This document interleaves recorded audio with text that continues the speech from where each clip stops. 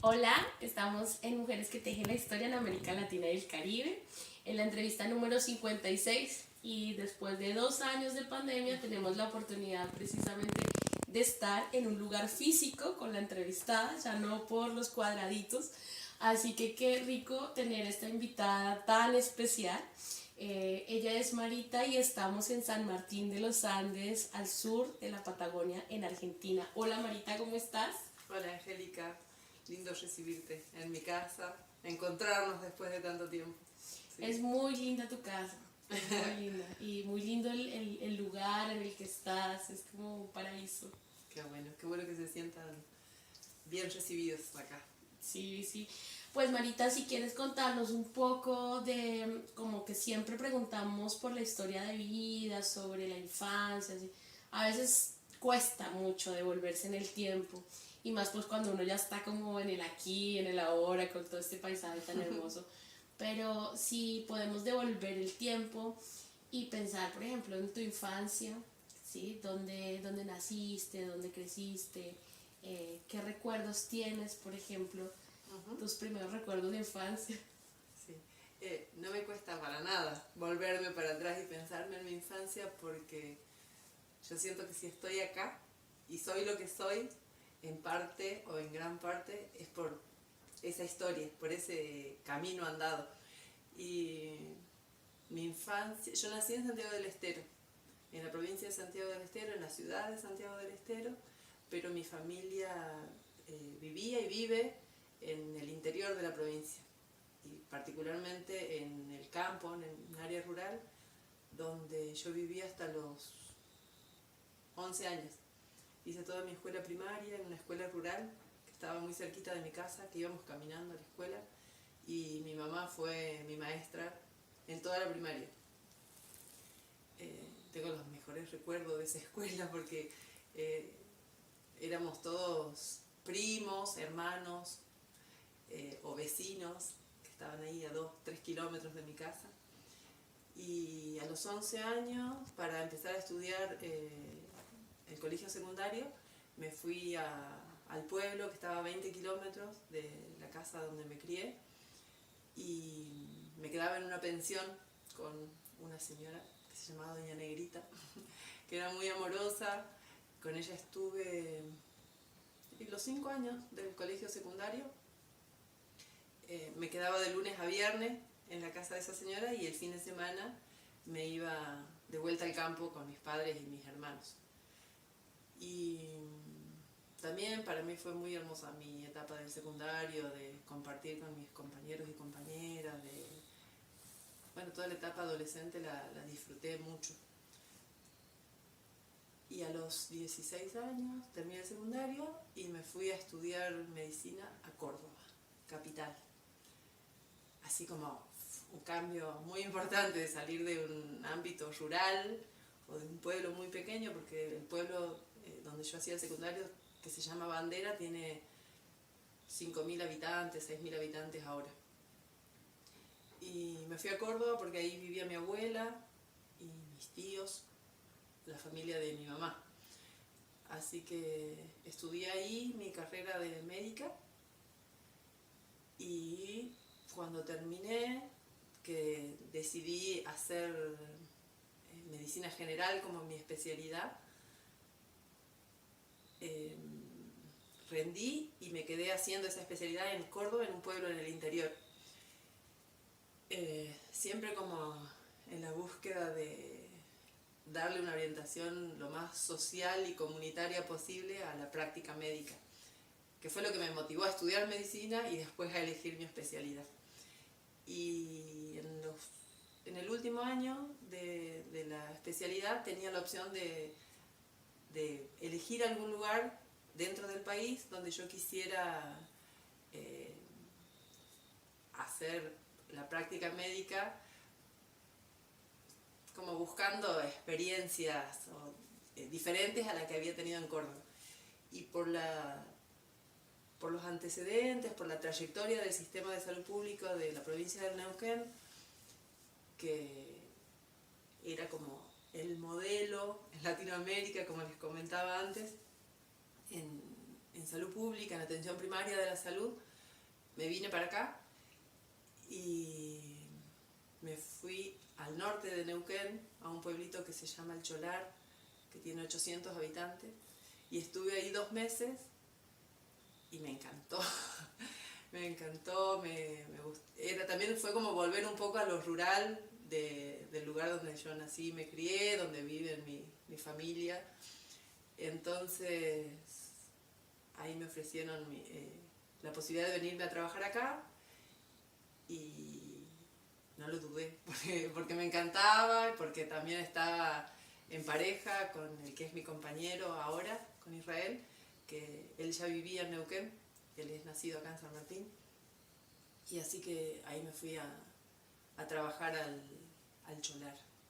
Y estuve trabajando en el norte de la provincia durante 10 años, y en el 2016 me vine para acá, para San Martín. Nos vinimos con mi compañero.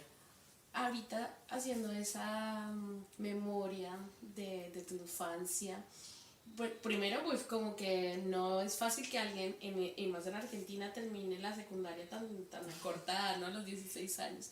Y segundo, la conexión con tu abuela. Pensaba en cuál es, por ejemplo, hoy en día que ya pues vives tu adultez y demás, sientes que han sido esas herencias o esos aprendizajes que te dieron tus ancestros.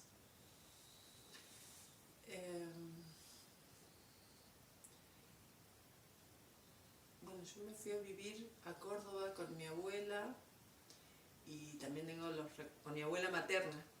También tengo recuerdo de mi nona, que es mi abuela paterna, con la que estuve mucho más en contacto en toda mi infancia y en mi adolescencia.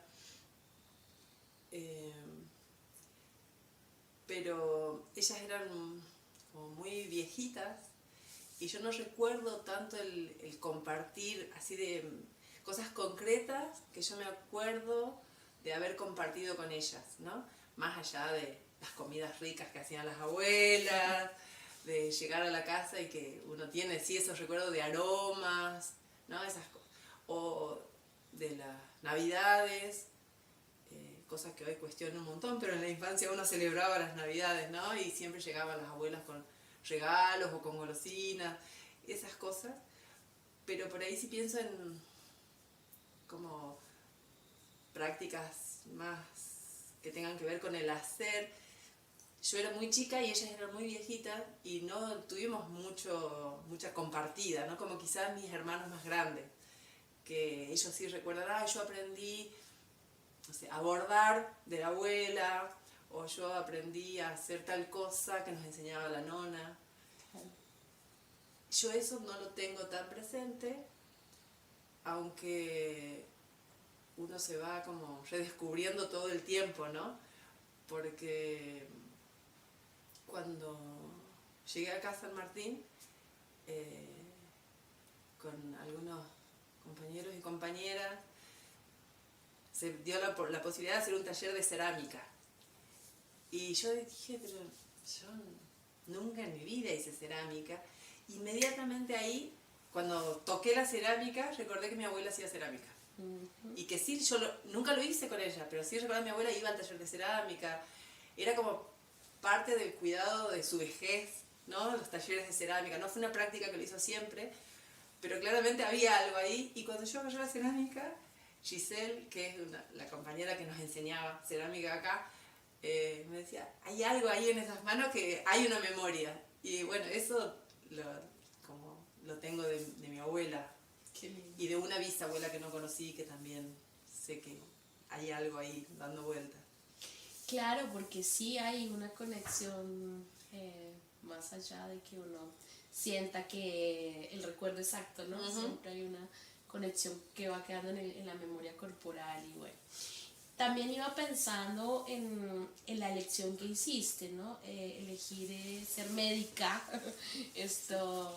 y bueno, unos años atrás de todas maneras seguramente seguía siendo una profesión más para hombres que para mujeres, no lo sé, ahí no lo contarás tú, pero ¿cómo fue también ese proceso de selección y cómo fue para ti vivir esa decisión de formarte para ser médica? recuerdo que de muy chiquita, cuando mi papá me preguntaba qué quería hacer cuando sea grande, yo sabía que quería ser médica. Parecía como algo de niña, nomás como sin mucho pensamiento, y cuando terminé el secundario y dije, ¿qué voy a hacer? Y voy a estudiar medicina. Y nunca me costó demasiado estudiar, entonces ingresé a la facultad y hacer la carrera fue fácil. Y en el transitar de la facultad no había como mucha diferencia entre ser varón y ser mujer. Quizás sí después en la elección de la especialidad, no hay como ciertas disciplinas o ciertas especialidades médicas como traumatología, como cirugía, como neurocirugía, que son bien de varón, bien masculinas, que tienen que ver más con la fuerza incluso, ¿no? Lo de traumatólogo implica más fuerza física, entonces siempre fue algo reservado para los varones. Pero, de todos modos, a mí lo que más me gustó siempre de la medicina fue como la posibilidad de pensar la salud desde una perspectiva social, comunitaria, desde un lugar más desde lo promocional y preventivo, de pensar en que todos y todas tenemos recursos de salud que tienen que ver con nuestras historias, con los modos en que cuidaba la salud nuestra familia, y para mí es ese el laburo que nos tendríamos que dar principalmente para fortalecer nuestra salud, ¿no? Individual, familiar, colectiva, comunitaria, y evitar las enfermedades, las instancias de tener que acudir al médico o a la médica para resolver la enfermedad. Y casualmente elegir esas especialidades que tienen que ver más con lo social, con lo comunitario, más con el cuidado más amoroso, si se quiere, es algo más femenino, ¿no? Mira. Como el cuidado de la salud siempre estuvo a cargo de las mujeres, Claro. en general. Ahí estaba como imaginándome a esa Marita joven, sí, también llena de sueños, de ilusiones y también de todos esos tránsitos geográficos que fuiste dando en la misma Argentina, ¿no? Porque Córdoba es un territorio con un contexto, una identidad, si se puede decir así, muy distinta pues, al trabajo acá en la provincia de Neuquén, y obviamente después estar acá en San Martín de los Andes. ¿Cómo ha sido para ti transitar todos esos territorios y cómo, digamos, vas definiendo tu propia identidad? Así como cuáles han sido los retos también de todo ese caminar. No fue simple ese tránsito, ¿no? De salir de mi pueblo, donde nací y me crié, tan pequeño, donde todo era como muy de familia, irme a Córdoba, que es una ciudad muy grande, con mucho movimiento, que igual lo disfruté mucho, pero ya irme de mi pueblo, irme a Córdoba fue como un desarraigo, el dejar a todos mis amigos y amigas del secundario, a mi familia más nuclear, ¿no? Mis hermanos, mi mamá y papá, más allá de que podían acompañarme, quizás no como a otros amigos o amigas con los que estudiábamos, que sus papás no podían ir a ver nunca, a mí me podían ir a visitar de vez en cuando, entonces no era tan difícil. Y después venirme a Neuquén fue una decisión que no la dudé, era lo que yo quería hacer, también había como un proyecto personal, esto de empezar una vida en pareja con mi compañero, pero llegar a Neuquén era otro desarraigo. Para mí la etapa de la facultad y de la residencia fue también muy disfrutable, tuve como mucho de tribu, diría, Mi residencia fue interdisciplinaria en Córdoba, entonces éramos un grupo de 9 mujeres, casualmente, que hacíamos la residencia juntas, que trabajamos 3 años juntas, que hicimos muchos proyectos comunitarios juntas. Entonces de pronto me vine para acá y era otra vez empezar a construir eso, otra vez una tribu. Y ya acá, en los primeros años lo viví como, lo sufrí un poco, porque mucha gente te hace de saber que vos sos de otro lado, que vos venís, aunque sea dentro de este mismo país, que a veces es más cruel con alguien que viene de otro país, ¿no? Pero las fronteras entre provincias también son muy duras. Y como sentí esa cosa de todos mis afectos estaban lejos y lo que estaba acá no me pertenecía, no era mío. Con la práctica, con el trabajo, también, ¿no? El rol del médico, la médica, es como muy respetado, entonces también te permite, Claro. tenés un plus. Sí, que quizás a otros o a otras les cuesta más. Pero pude como rápidamente también empezar a tejer mis redes, a entablar vínculos con compañeros y compañeras del trabajo, con vecinos y vecinas.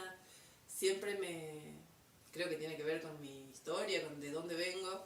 Me gustó mucho trabajar en el ámbito rural y tanto en el norte como acá trabajo en el área rural. Y creo que eso fue lo que me permitió encontrarme de vuelta, este también es mi lugar, ¿no?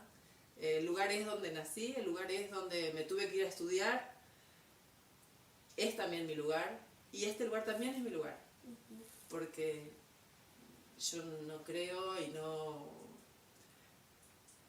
comparto lo de las fronteras y lo de los límites, y vos sos de acá, vos sos de allá, como yo creo que nos vamos construyendo todo el tiempo y somos de todos lados y somos de donde elijamos estar y de donde podamos construir vínculos, ¿no? Con el territorio, con su gente, con sus historias.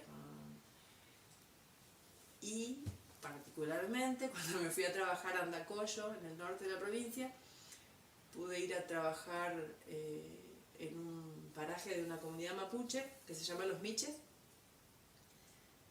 que ahí trabajé los 4 años. Fue el lugar donde yo sentí que la gente me permitió entrar, ¿no? Ese era como... Y cuando me vine para acá a San Martín, también trabajo desde que llegué en 2 parajes que son de la comunidad Fufuinca. Y yo creo que ese fue el lugar donde acá es mi lugar. Que después uno empieza como a pensar por qué me siento más cómoda acá, qué hay, y en ese buscar y preguntar pude recordar alguna historia de un tío que me decía que su mamá, su abuela, no su mamá, era india, decía él. Entonces, cuando me acordé de eso, yo tengo que preguntar, ¿no? ¿Por qué? ¿Por qué el tío decía eso? Y entonces él me contó que la abuela Rosa era de la zona de la Pampa, de la zona de la Pampa, y que pertenecía al pueblo Ranquel.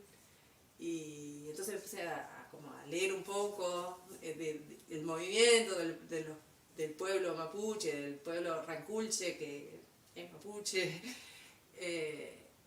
y tiene mucho que ver con esta zona, ¿no? Con la zona del norte del Neuquén. Y entonces creo que ahí como encontré más sentido a esto, por qué me siento tan cómoda acá, y siento que también este es mi lugar, y que me siento tan como acogida y cobijada y cómoda acá. Sí, muy seguramente a veces no descubrimos nuestros ancestros más anteriores, ¿no? Siempre nos quedamos como con la abuela y ya, pero seguramente si empieza uno a indagar más, puede encontrar esas conexiones y esas raíces. Cuando hablabas de territorio, ¿cómo defines el territorio? ¿Cuál es como el concepto que tú crees aportarías sobre qué es para ti el territorio? como el relato de todos los vínculos, de todo lo que ocurre en este lugar, ¿no? La historia, la cultura, los modos de vida, los cambios, como eso. Está muy lindo eso, pensarse como un relato del territorio. Claro, porque además el tejido también es una forma de escribir, de escritura, ¿no? Entonces, como que chévere eso. Iba imaginándome también en tu propio relato, en tu propia historia, todo eso que te moviliza a lo comunitario, a lo social.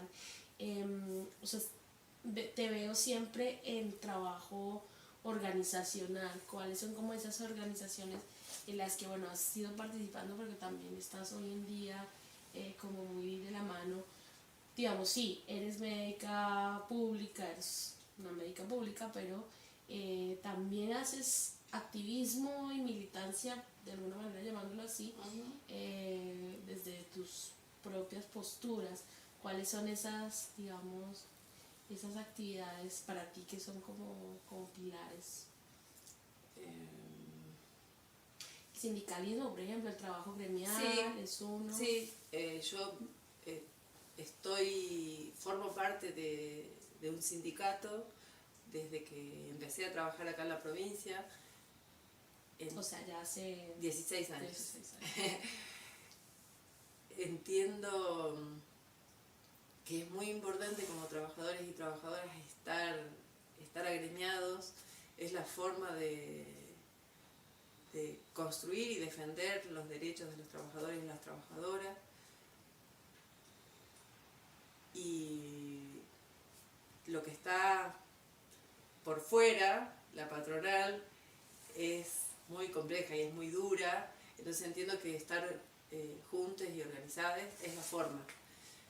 Pero también he vivenciado como muchas situaciones de decepción, de frustración por las prácticas gremiales, de las conducciones gremiales que traicionan muchas veces a los y a las trabajadoras, y eso me genera como crisis cada tanto, pero de todos modos no pienso que sea mejor estar fuera, ¿no? Sino bueno, es desde adentro y seguiremos viendo cómo. Quizás en algún momento se puedan cambiar las conducciones gremiales, se pueda plantear otro modo de política sindical o de política gremial, pero es por ahí, digamos. Solos, de manera individual, no lo consigo. Y de hecho el gremio, acá en la provincia de Neuquén hay un gremio que es ATE, que es nacional también, ¿no?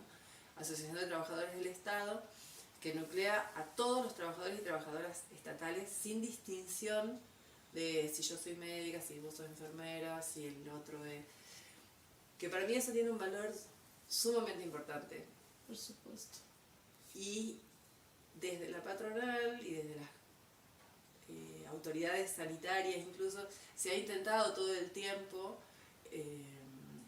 como fragmentar eso y que se planteen sindicatos por profesiones, sindicato médico, de enfermería, de choferes, ¿no? Lo cual yo creo que es una estrategia para debilitarnos y que sea más fácil desnuclear. Exactamente. Pero también, por ejemplo, tú te has abanderado mucho con el tema de las luchas de las mujeres. Ahí, de hecho, me estabas comentando hace poquito que vas a un encuentro ahora de los encuentros nacionales de mujeres. ¿Cómo ha sido también tu vinculación en estos procesos y, digamos, cuál es, dentro de ese gran mundo de las luchas de las mujeres, como una de las apuestas personales que tienes, por ejemplo? No podría definir como un momento o una razón concreta para decir a partir de eso, ¿no? Como tampoco puedo decir que formo parte de alguna organización, de algún colectivo feminista, la verdad que no. pero en todo mi crecimiento, mi proceso como mujer, como trabajadora, que se ha ido dando, por supuesto, al lado de un montón de luchas que nos hemos dado a las mujeres, ¿no? Como la lucha por el aborto, como derechos sexuales y reproductivos. derechos sexuales y reproductivos en general. Amplitud. Y siempre estuve participando, acompañando o siendo parte de esas luchas. Y así como decía antes de lo gremial, no concibo la lucha individual, no es mi lucha, es la lucha de todas. Siempre he estado, no sé, en todos los procesos colectivos en defensa de los derechos de las mujeres. Y bueno, y de hecho ahora este fin de semana que viene se lleva a cabo en San Luis el Encuentro Plurinacional de Mujeres número 35, y nunca pude ir antes por razones de trabajo o porque no lo vi. Y esta vez nos organizamos con muchas compañeras de acá, de Villa Langostura y de Bariloche, y vamos. Y son espacios esos, ¿no? Como de compartir experiencias, de conocer procesos de otras compañeras en otros lugares, otras realidades, cómo se van dando esos procesos en otros lugares. Y me parece que es como muy enriquecedor y que fortalece para seguir. Claro. Hace poquito estabas hablando también de, digamos, no concibes este tema de las fronteras, pero estás en un territorio, San Martín de los Andes, que es una zona es fronteriza y donde también se vive una realidad, digamos, binacional, pues muy latente, pero también ustedes tienen unos vínculos o también has creado vínculos del otro lado de la cordillera. ¿Cuál es, digamos, ya teníamos claro que no, para ti esto de la frontera no debería, pero existe, eso es una realidad. ¿Cómo la analizas? ¿Qué pasa, por ejemplo, en San Martín de los Andes? ¿Qué observas tú que sucede con esto de lo binacional? ¿Ahí hay una tensión? ¿No lo hay? Sí, claramente hay una tensión. Esta cuestión xenófoba, racista, está en muchos y muchas, de siempre trasladar al que viene de afuera las responsabilidades de muchas dificultades que hay. No sé, pienso en cosas concretas. En Chile, por ejemplo, que el sistema de salud público es muy frágil, ¿no? Y que la gente tiene que pagar para acceder a servicios de salud, que les cuesta tanto, y que algunas veces cuando alguien cruza acá puede acceder y es gratuito, y está como instalado ese discurso de, bueno, pero sí, los chilenos se vienen a operar acá y por eso también los déficits que tenemos en salud. Eso se escucha muchísimo. Y cuando uno puede discutir con el otro y decir, pero a ver, con que venga 1, 2, 10, si fuera real que eso ocurre, ¿realmente creemos que es eso lo que genera un déficit en el sistema de salud? ¿O está bueno que revisemos las políticas sanitarias que el gobierno de nuestra provincia plantea o que incluso el gobierno nacional plantea, ¿no? Entonces sí hay tensión, sí, siempre está esta cosa de el chileno, el argentino. Pero esto que yo digo de las fronteras creo que tiene que ver también un poco con pensar en el territorio y con las memorias de los territorios, ¿no? Porque este territorio, antes de ser Argentina y de ser Chile, como Estado, no tenía esa frontera. Y el pueblo iba de un lado hacia el otro y intercambiaban cosas y no existía eso. Entonces, creo que tiene que ver con eso lo que quiero decir, que ¿por qué hoy tenemos estos límites? Yo entiendo que el que viene para acá, aún hoy con los estados y con estas fronteras establecidas por los estados, si alguien de lo que hoy es Chile viene para acá, tiene derecho a venir, tiene derecho a acceder a los derechos que se garantizan en Argentina, y tiene que ver con necesidades individuales o familiares por las cuales vienen para acá, ¿no? Como chileno porque estamos muy cerquita, pero hay mucha gente de Paraguay acá.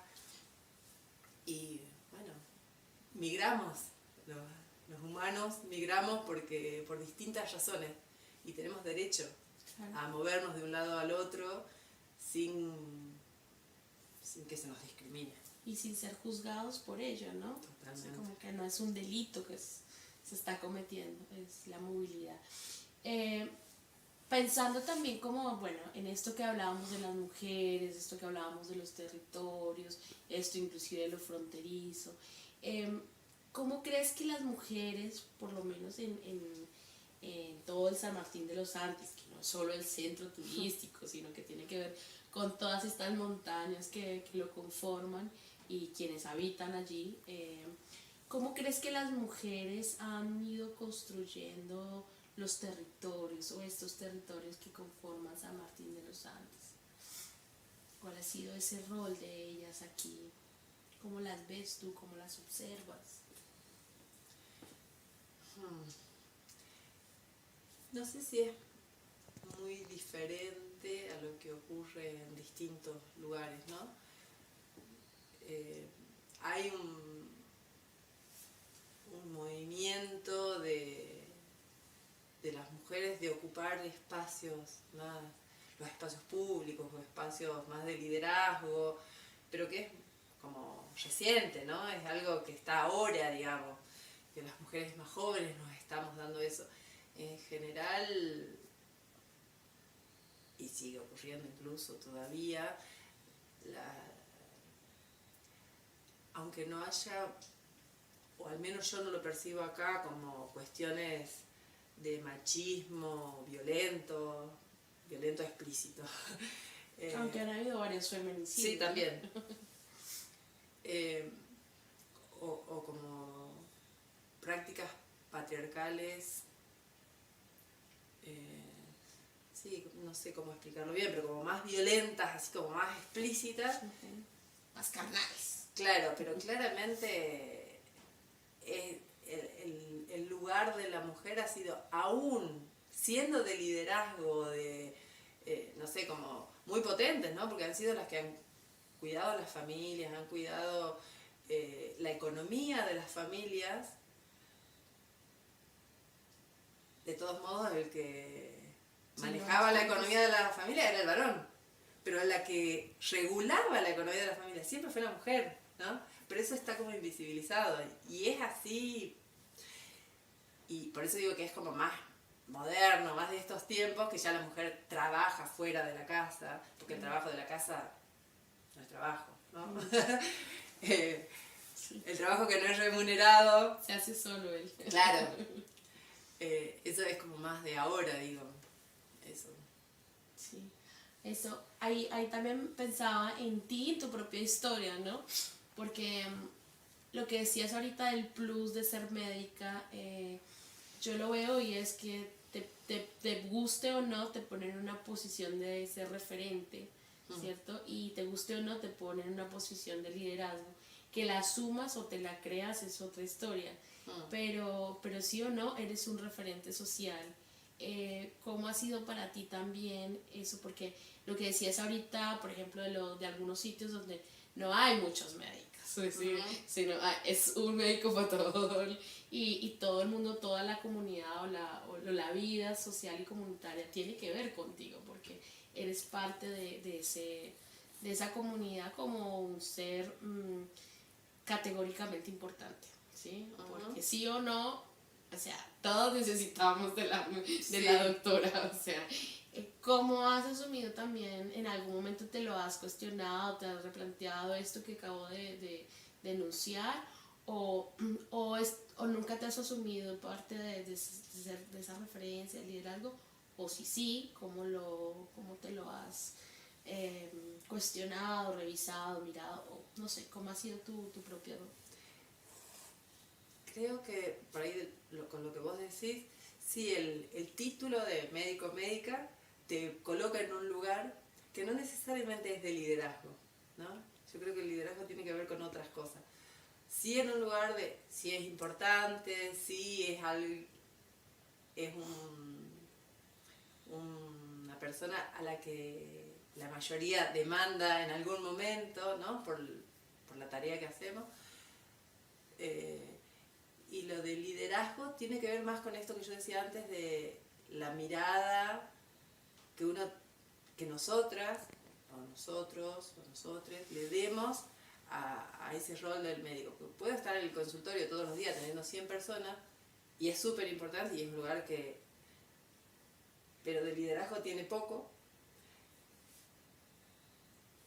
que a diferencia cuando uno tiene esta mirada más de la salud, desde lo social, desde lo comunitario, que ahí es como muy difícil correrse de ese lugar de liderazgo, de referente. ¿Y en tu caso? Es como... ¿te asumes ese rol? A veces sí, a veces me cuesta. a veces siento que, que yo diga que asumo el liderazgo es como... me siento un poco soberbia. Pero a la vez también, no reconocerlo también es... pero bueno, hay lugares donde yo puedo reconocer ese liderazgo y lo puedo ejercer, si se quiere, como más cómoda que en otros. Pero sí, hay como un miedo siempre, sí, ¿no? Siempre sí. que hablamos del liderazgo, como que automáticamente el miedo quiere decir, no lo soy. Sí. Pero sí sabes que sí lo es. Sí. Y eso está bueno también, porque esto que hablas de la comodidad es algo también que puede ser como lugares en los que también es como más natural y como menos ofensivo, qué sé yo, asumirse o sentirse, porque también esto es un sentir pensar, ¿no? Uh-huh. Es como que no se trata de un estatus, sino de esa acción de la que estabas hablando, ¿no? De intervenir, de estar, de llevar, de ser de parte, acompañar, sí, de tejer, de tejer, sí. Bueno, a mí me pasa con ese liderazgo a veces que se me confunde rápidamente, pero es algo mío, no se lo adjudico a nadie más, de una cosa ejercer ese liderazgo y otra cosa es ser responsable de todo, y yo rápidamente ocupo ese lugar. Yo tengo que resolver todo, ¿no? Y trabajamos con muchas dificultades cuando trabajamos en salud, como en muchos otros lugares, ¿no? Pero digo desde el lugar que me toca. Trabajar en salud pública, en barrios, en zonas más vulnerables, es muy complejo todo el tiempo. Y no por gravedad, ¿no? Porque lleguen situaciones súper complejas desde lo científico, si se quiere, desde lo biomédico, sino desde lo social. Y a veces me cuesta liderar y acompañar los procesos para que esas cuestiones arranquen, mejoren o den los pasos que tengan que dar. Entre acompañar eso o ponerme en el lugar que yo lo tengo que resolver. ¿No? Como... eso me cuesta a veces. Uh-huh. Claro, porque es que tú haces muchas actividades, por ejemplo, vas a las escuelas, acompañas familias, o sea, no solo estás en el consultorio, sino claro. que haces como un sinnúmero de momentos del día. Yo siempre también les pregunto, ¿cómo hacen para el autocuidado? Quienes están tan expuestas y dando tanto todo el tiempo, ¿no? Porque esto es un dar. ¿Cómo trabajas tú tu propio autocuidado? Hay actividades que yo me propongo para mí de cuidado, ¿no? No sé, voy a natación, hago cerámica, me encanta bailar folclore. Esas son cosas para mí que las hago en horarios fuera del trabajo. Pero de todos modos, creo que hay... no quiero ser demagógica con lo que digo, pero hay cosas de lo cotidiano, del trabajo, que también nos cuidan, creo. Porque hay esto que vos decís, es dar, y en realidad damos mucho, pero hay mucho que vuelve también, mucho, mucho, mucho. Porque yo creo que cuando estoy en el consultorio con una persona, no estoy dando solamente. Siempre es un... Claro, porque la otra persona también tiene sus saberes, también tiene sus sentires, y seguramente algo de lo que dice también repercute en mi cuerpo, ¿no? Entonces, por decir esto, ¿no? Ya cuando nos sentamos dos, yo tengo mi saber, esta persona tiene el suyo, esta persona viene a pedirme ayuda a mí, pero seguro en ese intercambio ocurren cosas. Y además, que tiene que ver con esto del médico, la médica, la gente es muy agradecida y muy amorosa siempre. O sea, como siempre hay un gesto que te cuida. Que, sí, siempre. No sé, vos me decías de las plantitas, hay plantitas que me regaló la gente cuando estábamos en pandemia, porque no nos conocíamos y yo los acompañaba por teléfono. Entonces cuando terminó la cosa llegaron un día con una plantita. La gente que se atiende habitualmente, que te dicen cosas lindas o que te regalan algo, o que te saludan en la calle, no sé, un montón de cosas. Hay una pregunta que no estaba, nunca, pues yo no la haría, pero muy seguramente sé que alguna gente que tiene este tipo de preguntas y es como con una formación de médica que viste que es una medicina occidental y estar en comunidades, obviamente, de pueblos originarios, en este caso en las comunidades mapuche. ¿Eso cómo funciona para ti? ¿Se vuelve un enfrentamiento de mundos entre lo científico y el saber ancestral? ¿O lo has logrado articular? ¿O cómo para ti eso es un choque, una integración? ¿O cómo lo has ido resolviendo en el camino?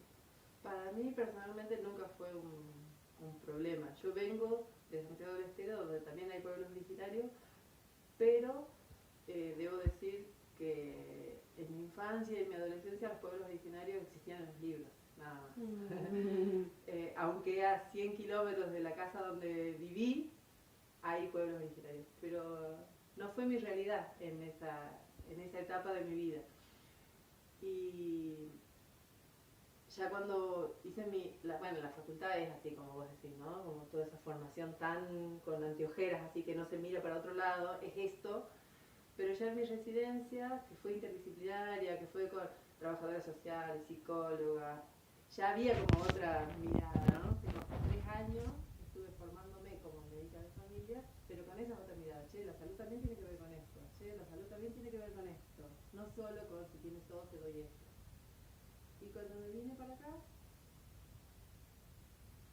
fue como, para mí fue natural, espontáneo. Quizás tiene que ver con algunos vínculos, no sé, uno tiene amigos o amigas de la vida que justo son parte del pueblo mapuche, y quizás eso influye, pero para mí, sí, estoy en Neuquén, es un territorio ancestral mapuche, no me concibo no interesarme en conocer cómo es, cuáles eran las prácticas de salud para el pueblo mapuche, cuáles son hoy, en la actualidad, persisten las prácticas ancestrales, qué hacen hoy, cómo se organizan, y eso fue como, tenía que ser así, no podía estar en un centro de salud sentada así cuando el que estaba delante mío seguramente es mapuche, y yo no le pregunto, sí, vos cómo, cuando tenías tos, ¿qué hacía tu abuela, tu mamá? Y después ya vincularme directamente con gente del pueblo mapuche, que son como referentes dentro de su comunidad en relación a la salud, ¿no? Y ahí ya directamente, bueno, ¿cómo trabajamos juntos? Yo sé esto, vos sabés esto, cómo nos ayudamos, y eso ocurre naturalmente. De hecho, hace unos años pude compartir con la Machi Rosita, que es una Machi de Chile, que acompaña los procesos de salud de la comunidad acá, de la comunidad currinca al menos, y bueno, eso, saber que existimos, que ella tiene sus saberes y yo los míos, y que yo trabajo en este lugar y atiendo a gente que es mapuche y que entonces está bueno que sepamos que nos podemos ayudar. Y para mí es eso, yo la puedo ayudar a ella o si ella necesita una consulta y yo muchas veces hay cosas que digo, esto no lo estamos resolviendo con la medicina occidental, no va por acá y hagamos una consulta con la Machi y lo podemos hacer. Para mí es como... Okay. O sea, es una sensación también como de integralidad, ¿no? Como de, no estoy aquí imponiendo, sino como que hago parte de igual, todo el proceso. igual no es la realidad de muchos, claro. Pues nos pasó en pandemia, la comunidad se organizaba para preparar la WEN que tenían que tomar si alguien tenía síntomas de COVID.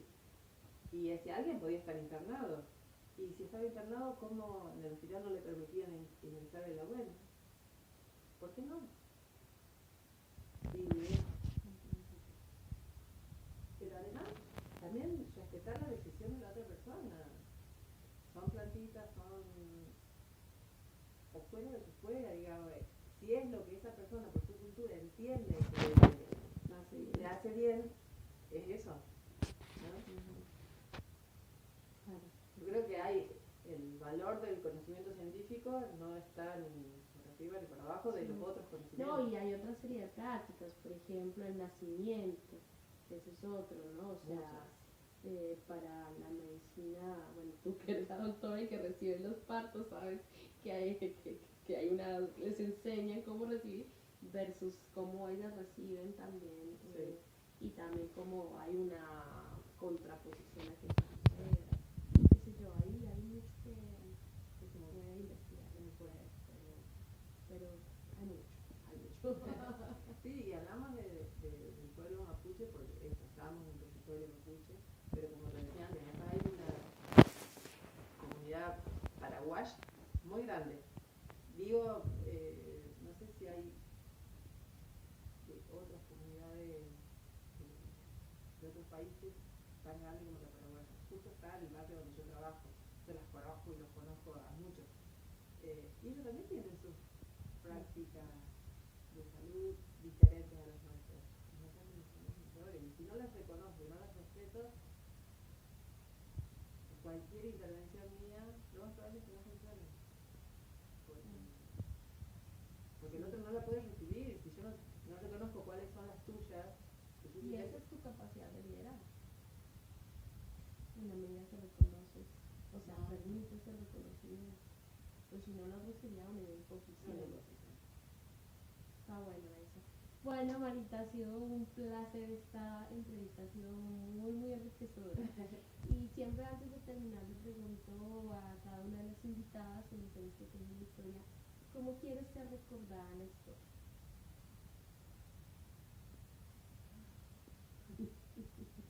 ¿Qué pregunta? Esa es mi pregunta final.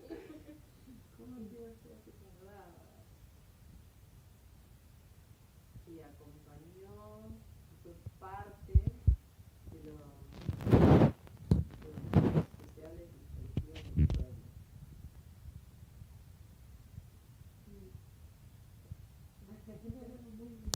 Muchísimas gracias. Gracias a vos.